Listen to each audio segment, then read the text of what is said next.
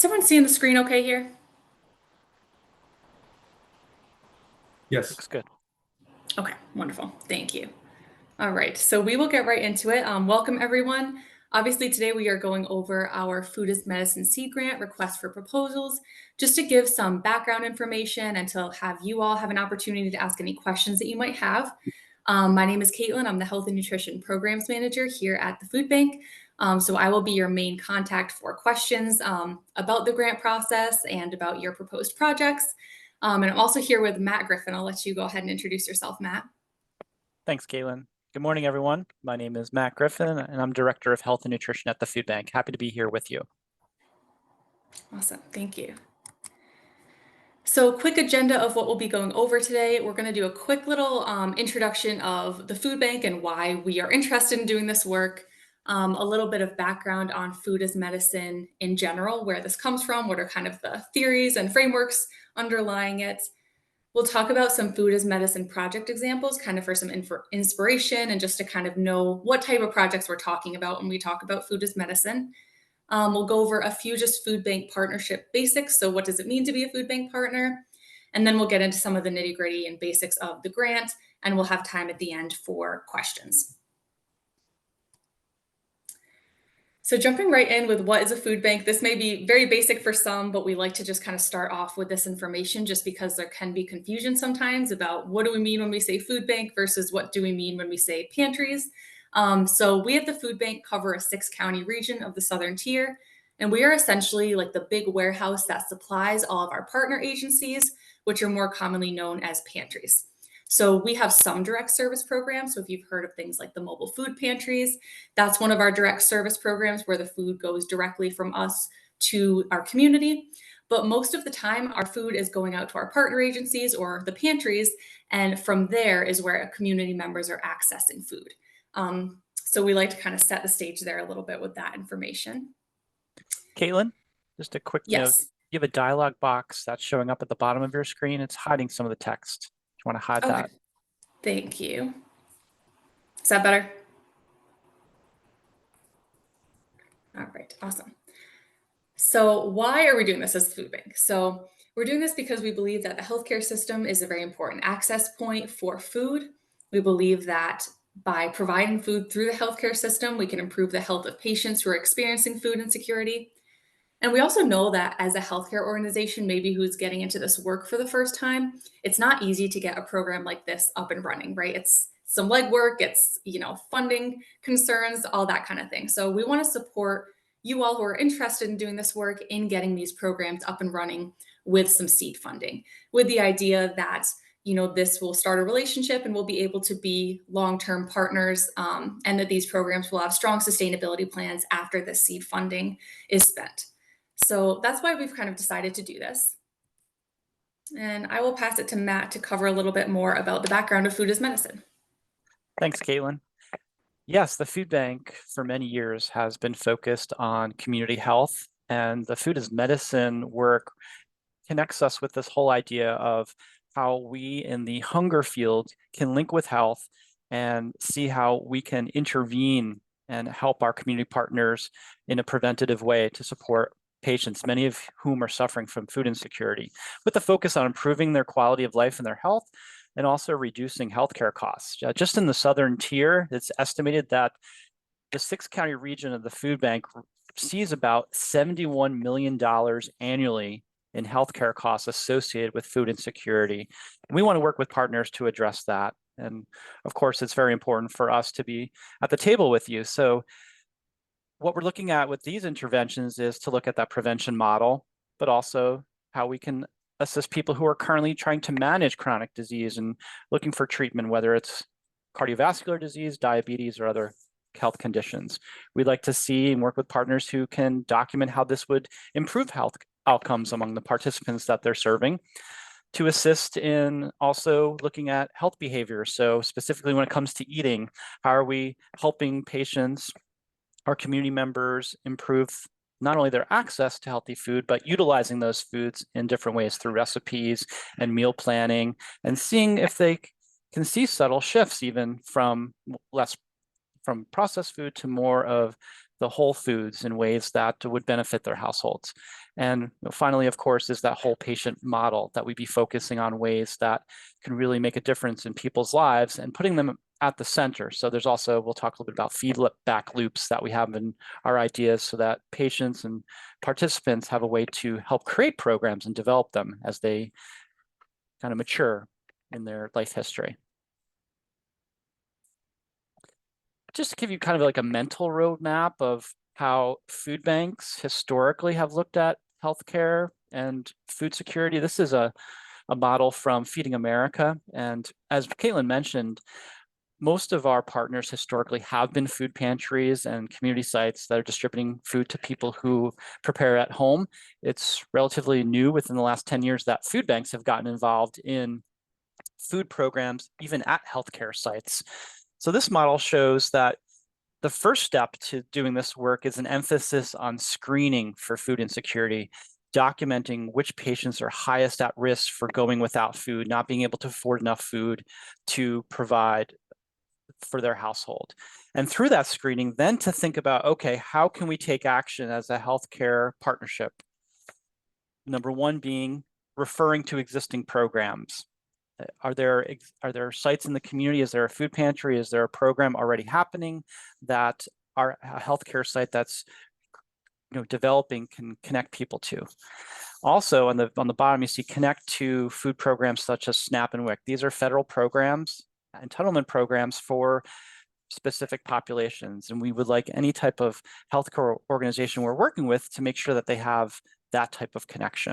And then finally, in the middle, the most involved way of a collaboration would be hosting a food program on site. And this could have many different illustrations and manifestations, which we'll talk about in a little bit.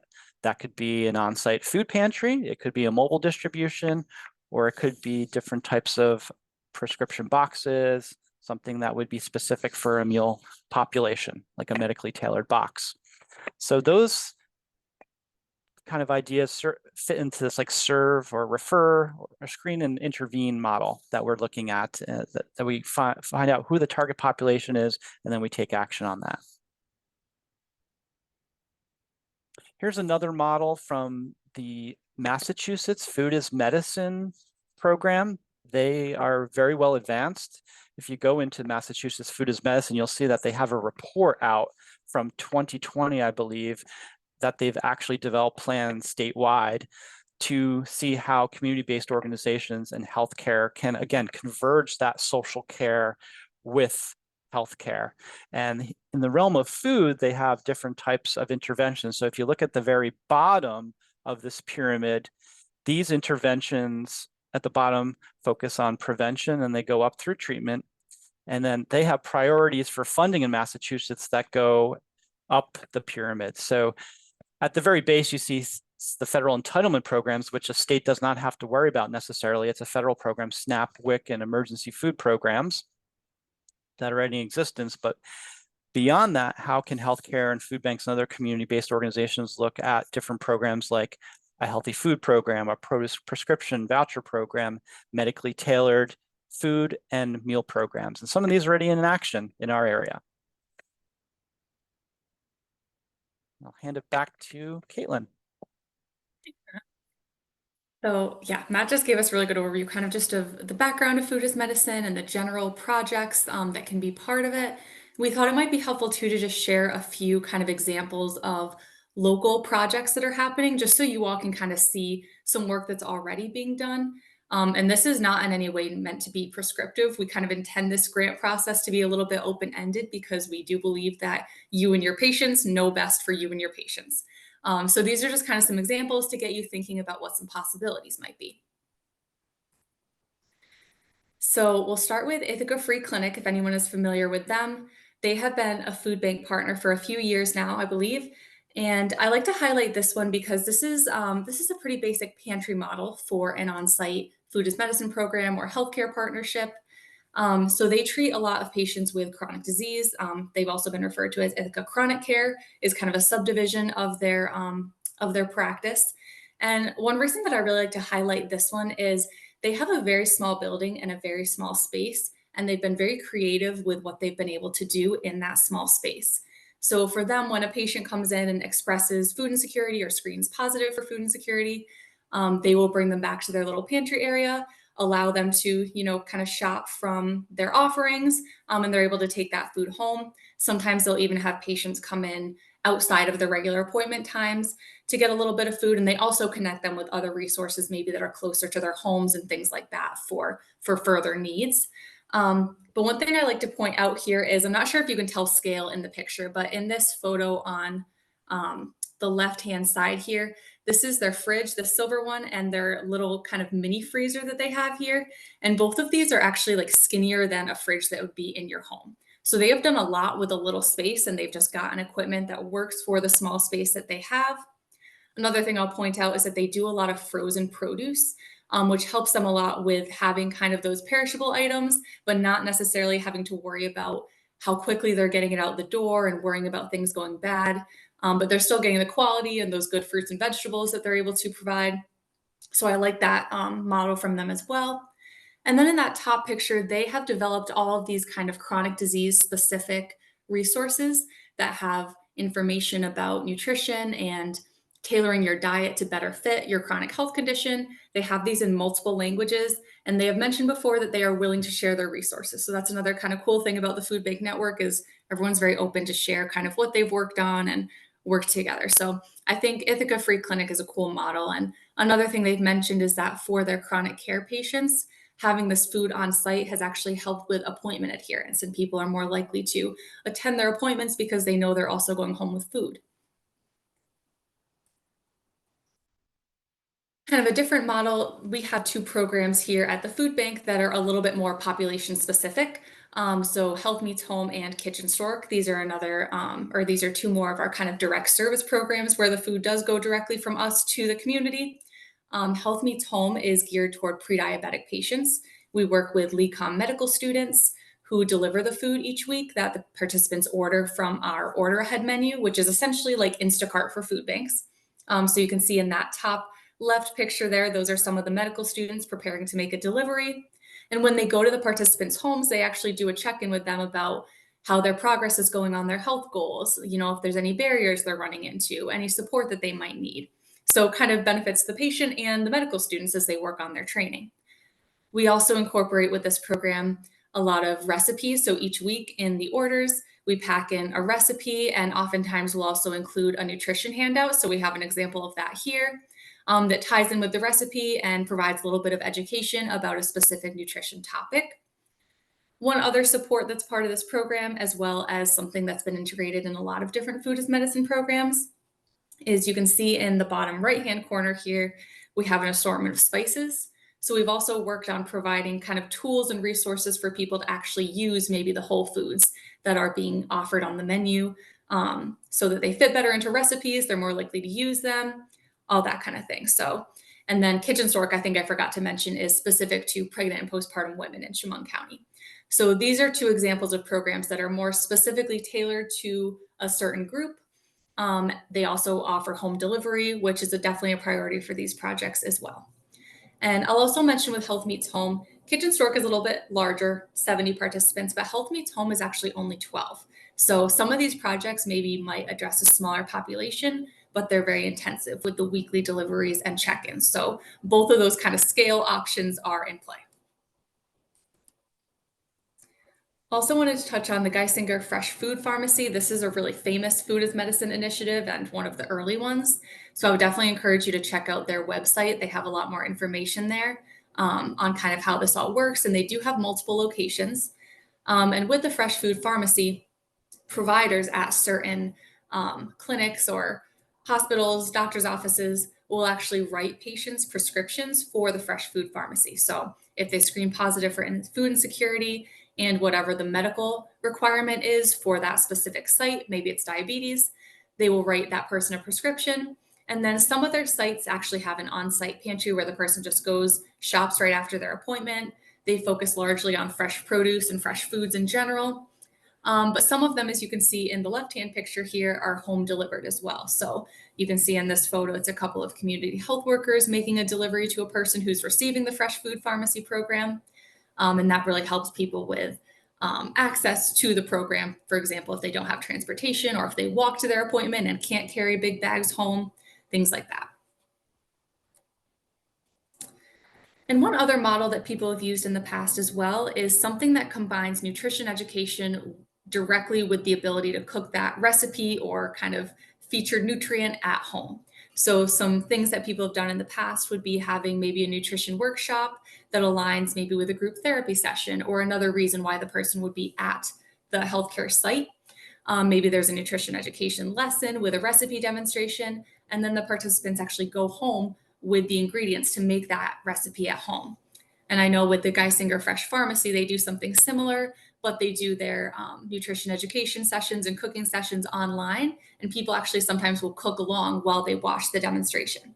So this is another example of something that could be an element of your food distribution program. So as you can see, lots of different options. And again, these examples are not meant to be prescriptive, just kind of some inspiration of what other people have done with food as medicine programs in the past. I'll pause there. Do we have any questions so far?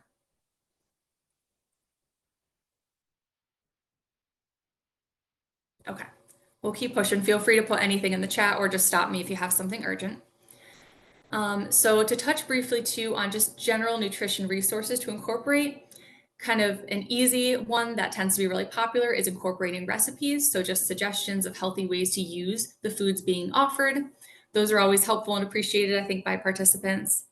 Nutrition handouts would be maybe a step more intensive than that. So providing maybe monthly or bi-weekly nutrition handouts that participants can read up on a certain nutrition topic. You can also offer nutrition workshops. So actual live experiences for people to be able to watch a cooking demonstration, learn about a simple nutrition topic, things like that. And then if you have clinical staff on site at your healthcare agency, nutrition counseling can also be a really cool element to incorporate into your program as well.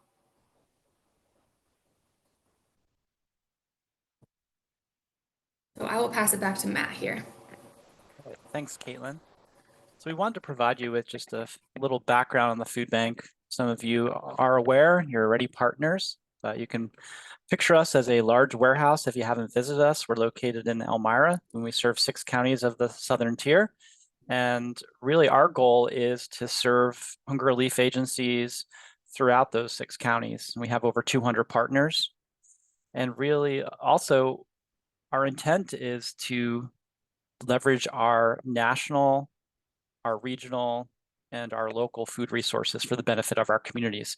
So last year in 2023, we were able to distribute 16.7 million pounds, and 3.7 million pounds of that was fresh produce. By and large, that's our largest distribution category. And we expect in the future that we'll see likely an even higher percentage and increase in not only produce, but perishables, given Feeding America, which is our parent organization in Chicago's ability to help connect food banks with resources across the country when it comes to fresh and perishable options.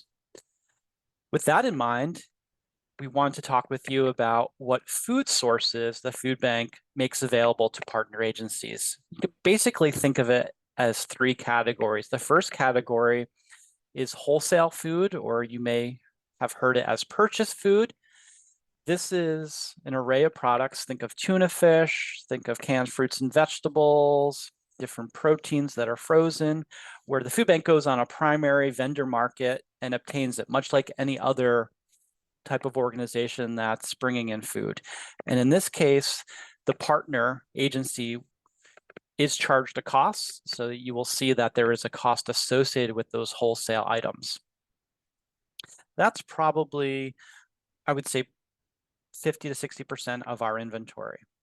The other food category that food banks got started in was donated food. And this is where, through our connections, both nationally and locally, we're able to work with processors and distributors and manufacturers if there's an excess product. So it could be some dairy that's produced locally that has a mislabel, but it's perfectly wholesome and it's just not saleable in the supermarket. So we're able to take advantage of that wholesome product and make it available to our partner agencies. And there is a small cost associated with that product that we call the shared maintenance fee.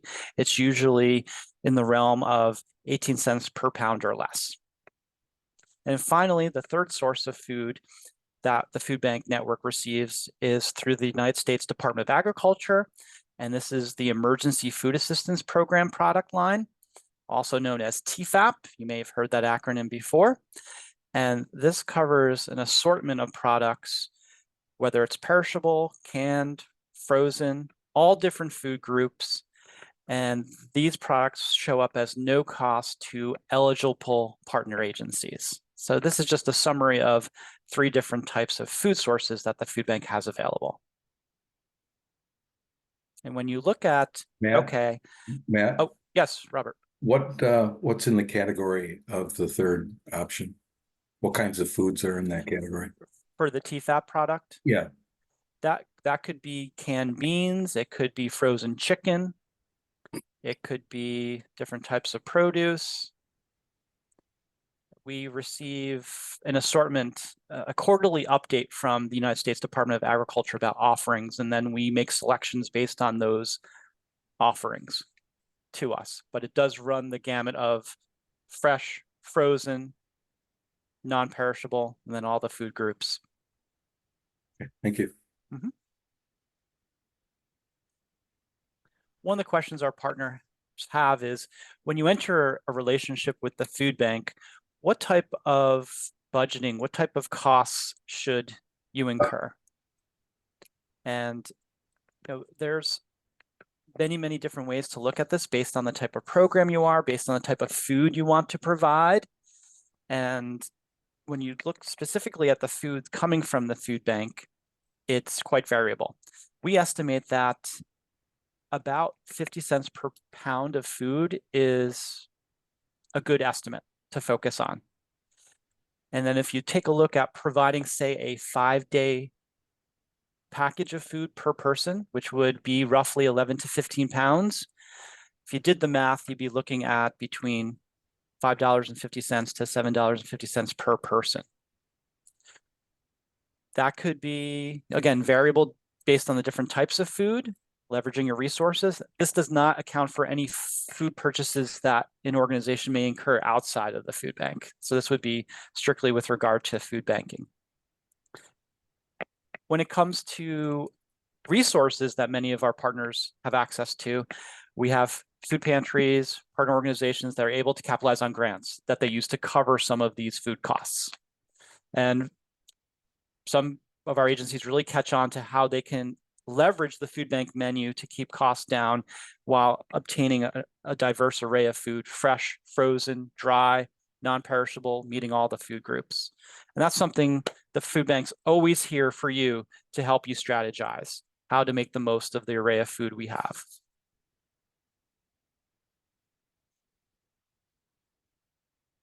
I'll switch it back to Caitlin. All right. So to give you just a general idea of what are our staple menu items, what could you expect to always see on the food bank menu? And I am happy to send out an actual list of our staple menu items that we almost always have on the menu, if you're interested in that. So feel free to put your email in the chat if you'd like that list. But in general, we do focus on, the different groups of My Plate. So we have an array of grains that are almost always on the menu, such as flour, brown rice, different cereals, oatmeal, and that's pasta. When Matt first saw it, he was like, is that French fries? And now that I'm looking at it, it does look very French fry-ish. It is pasta. So we have lots of grains on the menu. As far as proteins, we almost always have chicken breasts, ground beef, ground turkey, and ground chicken, along with canned chicken, canned tuna, and usually a frozen fish option as well. Sometimes it'll be tilapia. I think right now we have something like rockfish or something I just saw. I think that's TFAP. We always have peanut butter. Almost all the time we have eggs, different beans. So lots of different protein options are staples on our menu. And then as far as fruits and vegetables, as Matt said, we have been increasing our focus on fresh fruits and vegetables, especially locally sourced fresh fruits and vegetables. In the summertime, we have something called the Healthy Harvest Program, where we source very large amounts of fresh fruits and vegetables from local farms. And I will mention that all fresh produce is always free to our partner agencies. So that is something that you will not pay for off of our menu, which is exciting. In the wintertime, obviously, local produce is not as easy to come by. So some staples that we usually have fresh on the menu in the off season are apples, potatoes, and onions. We've also been working in some hydroponically grown lettuce, and tomatoes have been also common in our winter fresh produce selection. Um, like I mentioned earlier with the Ithaca Free Clinic, we've also been really focusing in on our frozen options. Of course, we have canned fruits and vegetables as well. And we've kind of found that those frozen options are a nice middle ground as far as not having to worry as much about perishability and things going bad, but still providing the really high quality taste and texture and different options. So some frozen things that we've focused on have been our berry blend. We have frozen pineapple, frozen peaches, frozen strawberries. We've done different vegetable blends. So we have like a California blend. We have a pepper and onion blend. We have frozen broccoli, frozen peas and carrots. So lots of different frozen options that our partners have found really helpful. And then of course we have dairy products as well, your basics, milk, cheese, yogurt, cottage cheese, all that kind of stuff. So we do focus a lot on kind of our My Plate groups, but we also wanted to talk about some of the other foods that you might see on the menu. So at the food bank, we have what we call our good food standards. And essentially, it just kind of lays out what our priorities are in terms of what counts as good food, quote unquote. So obviously, nutrition is important to us. And as healthcare agencies, I'm sure that is kind of top on your priority list as well. But we also like to recognize that, food has social meaning, it has emotional meaning. People might value foods that are convenient or kid friendly or for social celebrations, for example. So we try to recognize that good food might have different meanings to different people and that there's value in food even above and beyond nutrition sometimes. So some other things that you'll find on our menu are things that would help people build meals from the whole foods that you saw on the previous slides. So we focused a lot this year on things like chicken broth, different cooking oils, including olive oil, flour. We have spices on the menu every once in a while. I think right now we have a big load of taco seasoning, which people have been excited about. So different things that would help put those things on the previous slide together and actually make meals out of them. We also do have some convenience foods on the menu, just recognizing that people have busy lives and it's not always going to be realistic to cook everything from scratch every single night. So on a busy night, I'm sure all of us have this experience in our own life. Sometimes good food is something that we can just make quickly. Obviously, kid-friendly foods is a big one as well. So you'll see things like chicken nuggets, fish sticks, spaghetti rings, things like that on our menu, as well as maybe foods like pancakes, hot dogs, sometimes cake mixes if we get those donated, things that might be more related to celebrations or different social events that are still important. So you'll see a wide variety of things on our menu, and we just wanted to go over this quickly so you have a general idea as you're making your plans for your proposed programs, what kind of foods you could expect to receive from the food bank, and then what kind of foods, if there were other things that were important to you that you might want to plan to source elsewhere. So like I said, feel free to let us know if you'd like that list of the staple menu items to check out more closely. And while we're talking about kind of food bank resources, we also wanted to touch on a couple of our nutrition support programs. So I believe we actually have Mara on the call here. So if anyone's interested in asking her further questions, I do believe she's here. So we do have something called the Healthy Pantry Initiative that Mara works on. It's through the Just Say Yes to Fruits and Vegetables program, funded by the SNAP Education program. And essentially, with the Healthy Pantry Initiative, this is something that Mara could work with you and your organization on promoting environmental nudges. So basically, different ways of setting the pantry up to maybe have people be more attracted to or more likely to choose some of the healthier options. So you can see here, these are some photos of pantries that she's worked with in the past to kind of put up some signage, kind of nudging people in a certain direction, and just kind of making attractive displays to encourage people to make healthy choices. So I know Mara is, I think, booked up for this year, but she is starting to take waitlist people for her coming year, which starts in, I believe, July. So this is a resource that could be available to you as well, if that's something that you were interested in. Another resource we have here at the food bank, also through Just Say Yes, is a nutrition educator, Sam. So again, her schedule has also been booking up pretty quickly, but she is a resource that, with planning and looking at her schedule, might be available to support as well. She travels around and does nutrition workshops in our service region, as well as cooking demonstrations to help people utilize the foods that they might be receiving through the different food distribution programs. So we are available to help and support, even if it's just as far as kind of giving some advice and input, or maybe even a live workshop at your site. So these are some other resources that would be available to you as a food bank partner. So now we will get into the actual grant process. So I believe most of you should have seen, the actual request for proposals document that lays this all out in a lot more detail. But just to kind of cover over the basics one more time here, we are planning to offer 3 grants of up to $10,000 each to 3 different agencies. To be eligible, you must be a healthcare organization of any kind. And you must also be either a current partner or you're willing to become a partner of the food bank.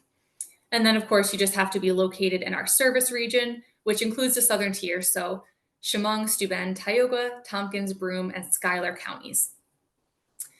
And then, like we saw in some of those example projects, as far as target population, this could be something that is maybe open to the community, so both patients and people from outside that could come in and receive food. You could have this be open to patients only from any department of your practice or your clinic. Or you could choose a specific subpopulation of patients. Maybe you choose pregnant women or people with high blood pressure, whatever it might be. So pretty open-ended population-wise and also scale-wise. If you wanted this to be a large program or a very intensive smaller program, those are all options. And then we'll touch a little bit on priorities and goals, and these are laid out in a lot more detail on the actual document that was sent out.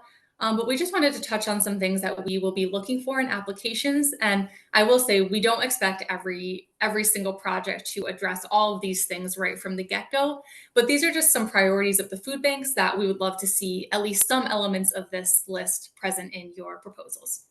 So as Matt touched on earlier, screening and referrals are huge. So if your organization either already has or is planning to implement screening for social needs and a system for referring people to organizations that can meet those needs, we would love to hear about that in your application or your letter of intent.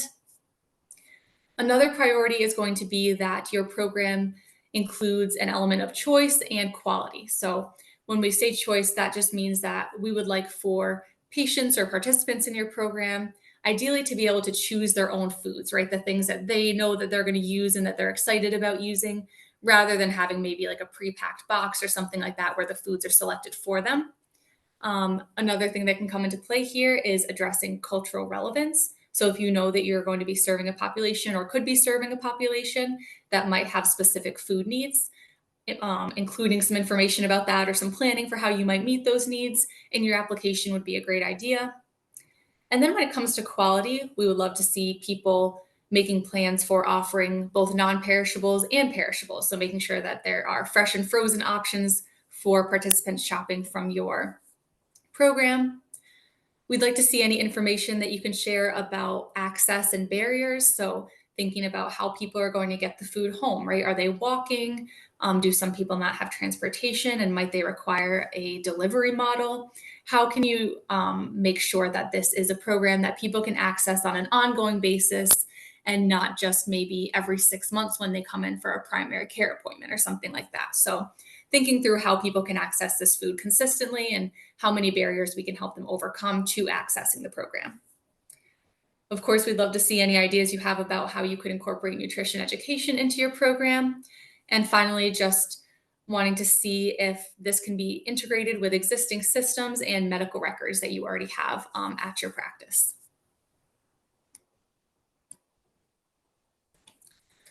Another thing we wanted to touch on quickly was just patient voice, feedback, and flexibility. So we recognize, and we've done a lot of work here at the food bank about trying to center the voices of people with lived experience with food insecurity.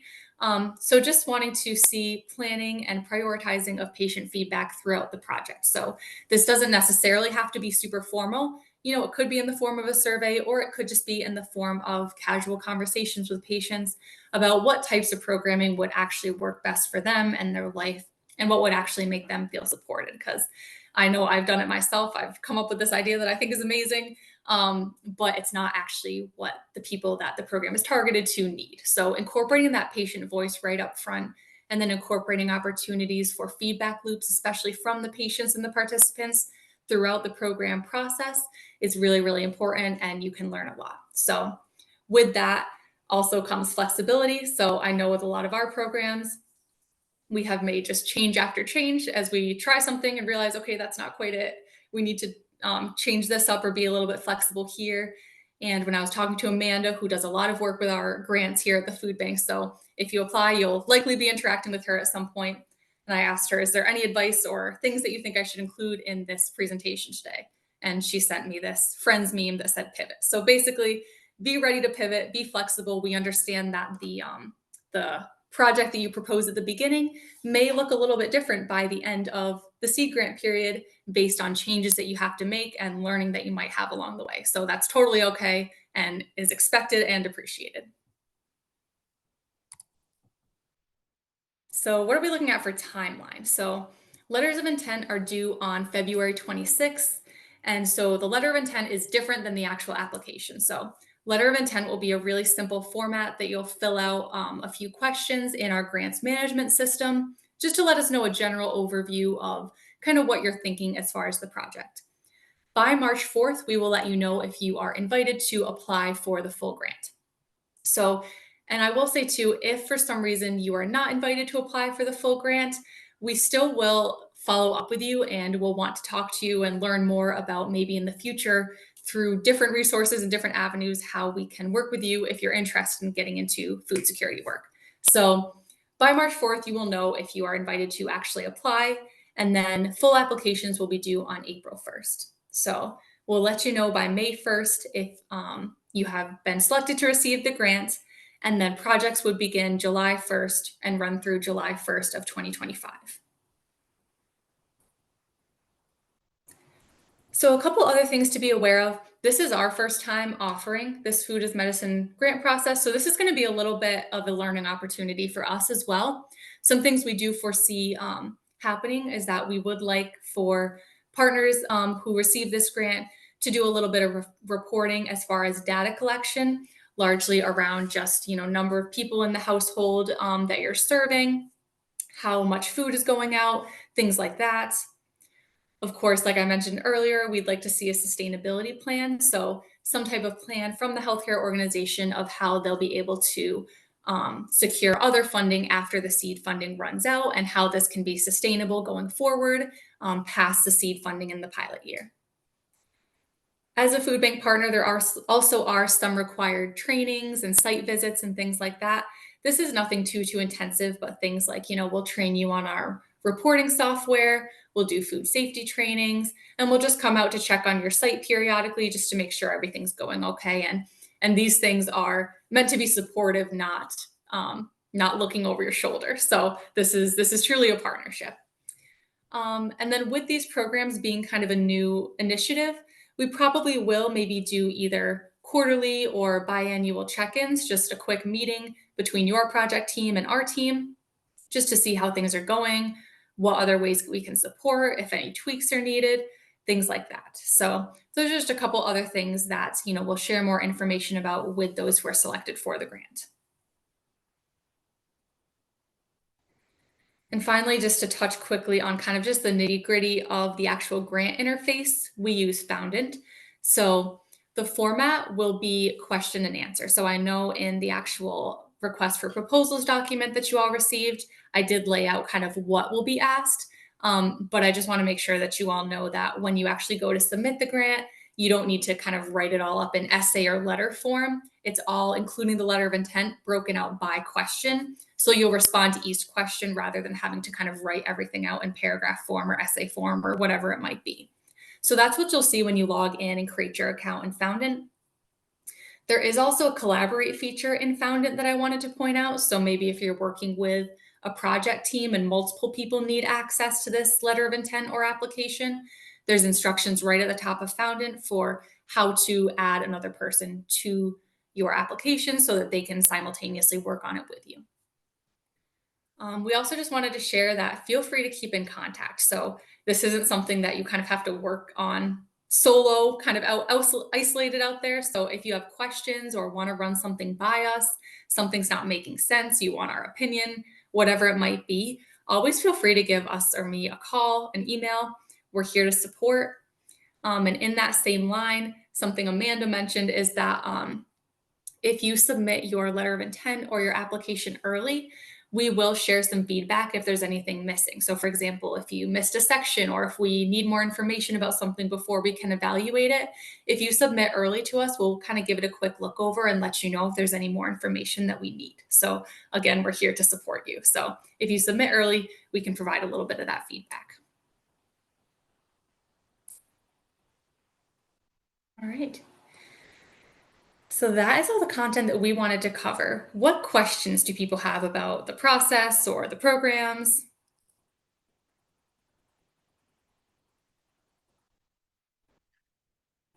I'm going to go ahead and unshare so I can see people.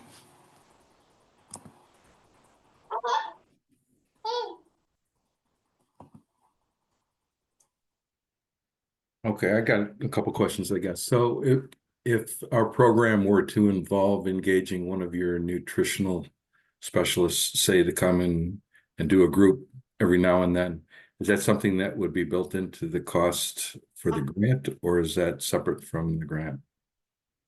Good question. So if you were to work with Sam, our nutrition educator, there's no cost to the agency. Like I mentioned, we'll look at her schedule and everything and make sure that that's something that she can accommodate. But that is at no cost. Okay. And then the calculations that you had about 50 cents a pound of food, 11 to 15 pounds per person, and then the average cost of $5.50 to $7.50. So would we try to figure out how many people we want to serve and do the math and build that into the budget of the grant? Is that? Yes. Yep. Mm-hmm. And then, yeah, we'd have to discern, what's coming from TFAP versus what we're paying for, right? Because you're always going to want to use your free resources first and then supplement with what costs you. So.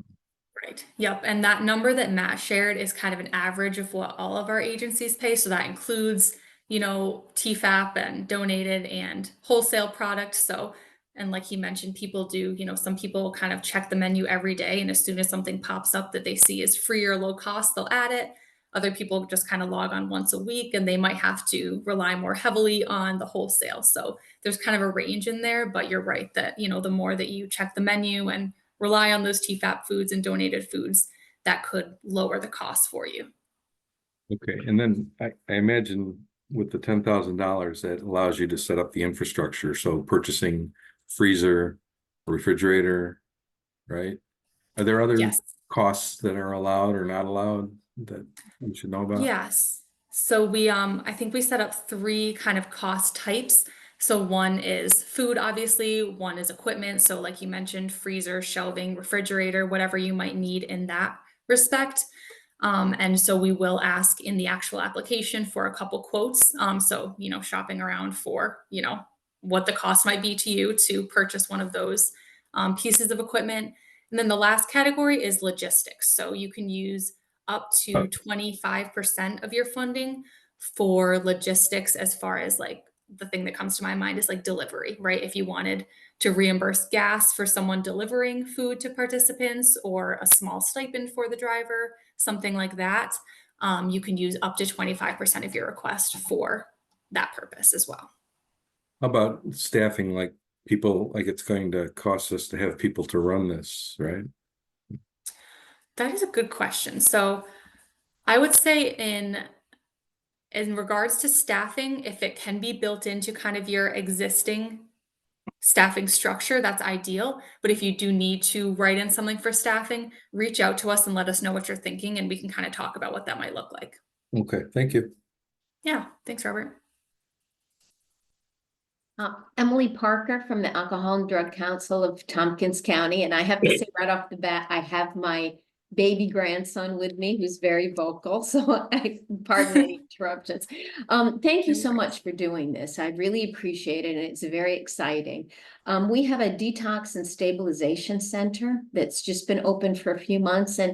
And we have people with us for up to 2 months or so. And we try to set them up for healthier lives after treatment. So food is a big part of what we're looking to do. So I'm thinking sort of a two-pronged thing of access to this kind of food during that couple months of treatment and teaching people how to cook and, nutrition information, and then some way of remaining connected to provide food after that. Does that seem like a feasible model to you for this? It absolutely does. I love that. Yeah, you're kind of dealing with the present and the future. So I think that's perfect. And the majority of the folks we deal with are both food and housing insecure. So this is a great resource, I think, for them. And I'm really hoping it'll work out. Thank you for this. Great, absolutely. And something that's coming to mind too when thinking about that population that you're serving, especially you mentioned housing insecurity as well, is if you were interested in building in part of your budget of the grant being maybe supports for cooking at home, whether it's, we've had people in hotels that, need like a hot plate or a crock pot or some type of cooking equipment to support without necessarily having a kitchen. That's also something you could build in if you thought that was important. That's a great idea. Thank you. Yeah, absolutely. Very cool. Thanks, Emily. Caitlin, we have a note from Katie in the chat. Katie, do you want to share that on the screen? My microphone doesn't work very well on Okay. my laptop, so I mean, if you can hear me, I can I'll do it. talk. I'll take care. Sure. Okay, great. So I work for Family Service Society in Steuben County, and I am the director of our Family Focus program. We do in-home parent education for families currently involved with either preventive or foster care services with Steuben County DSS. So our program is funded solely by like DSS as well as United Way. So that was kind of my question in terms of the sustainability. That would obviously be where I would look to hopefully, ask them for continued funding. I didn't know if there was anywhere else that people typically go to, but I mean, I think our program is really set up well to be able to get food out to families. We're already doing it. I mean, I've picked up food for families at the pantries to bring to them when they don't have transportation, or we can't do it all the time, but maybe if we had something a little bit more, in home, right there that we can just bring out on a weekly basis during our home visits. I think that could be really great. Yeah, I love that idea. I think that's awesome. So yeah, then as far as kind of where to look for funding long term, I do agree that kind of, obviously things are more sustainable when they're internally funded. And sometimes once you have maybe a year or so under your belt of, having a program actually in action, sometimes it's a little bit easier to make the case for, building it into your operating budget.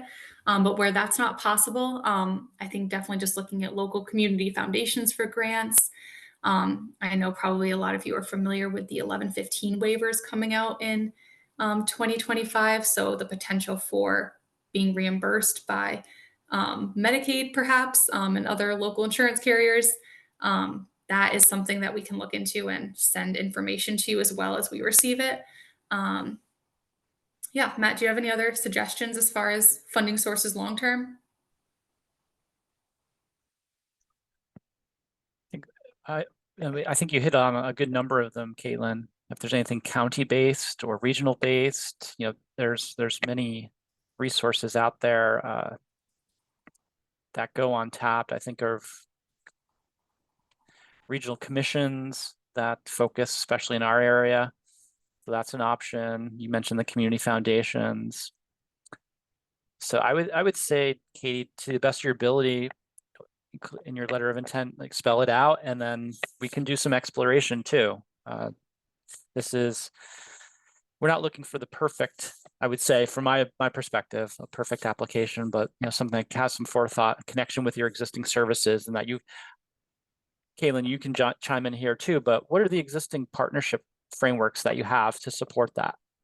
So sustainability includes funding, but also how do you connect with other community organizations? Because as you pointed out, the participants you're serving have multiple needs, and you've connected with those organizations. So I would capitalize and highlight those too.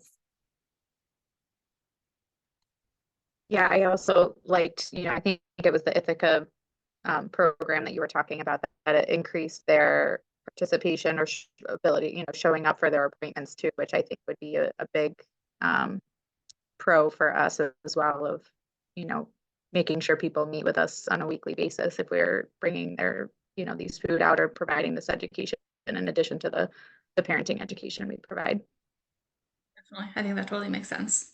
Very cool. One other quick thing that I'll share is, we didn't get into this much in this webinar just because I think it's a little bit outside of, would just be confusing basically. But for our partner agencies that are open to the whole community, there is some county-based funding and some state-based funding that's available to like a typical like pantry that you would think of, maybe that's associated with a church or other kind of just fully public pantries. That funding isn't always available for programs that are closed, for example. So like if you're like, okay, we only serve our participants or our clients at this healthcare organization, those aren't necessarily things that would be available. If it was more of a public program, or at least it was, maybe that's not the majority of your service, but you would allow someone to walk in and receive food from your program, that could be an option. Maybe not to cover everything, but to kick in a little bit. So, if you were to receive the grant toward the end of your pilot period, we could kind of have that conversation about, where you're at with your search, whether any of those kind of county and state resources could be a good fit based on what your program looks like, things like that. So.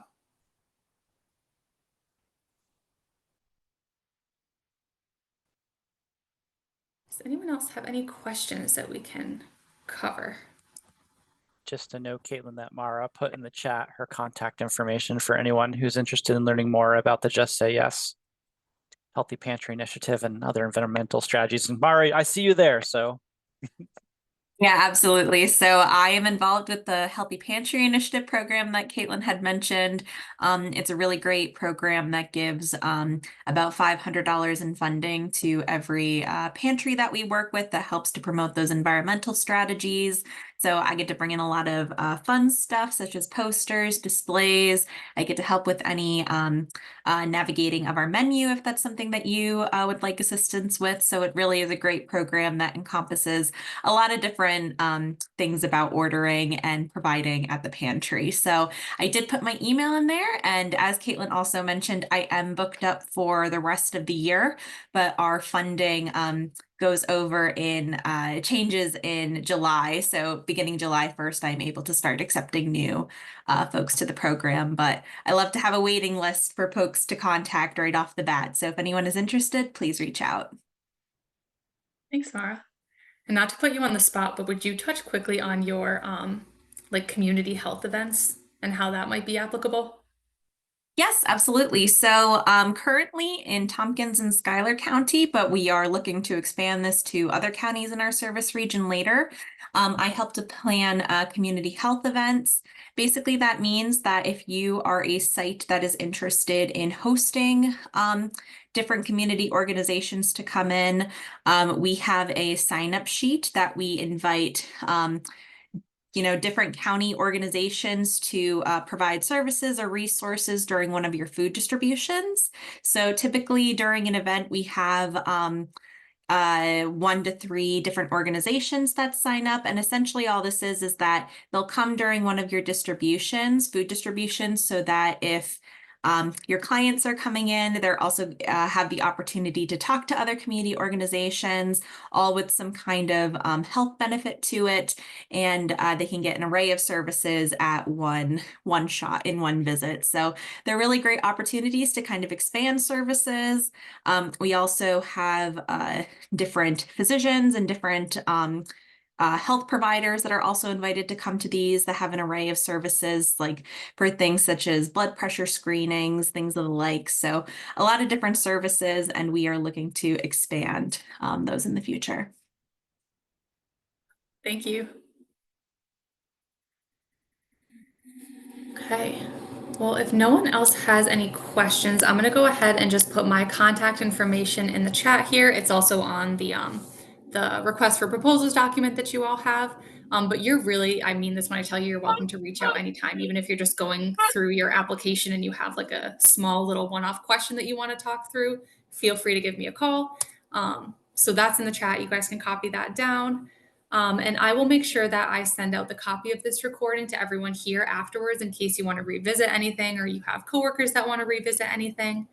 But we really appreciate you all coming today. It sounds like there's some really great ideas out there. So that is making me really excited. So we're really looking forward to seeing those letters of intent. And like I said, feel free to reach out with any questions that come up.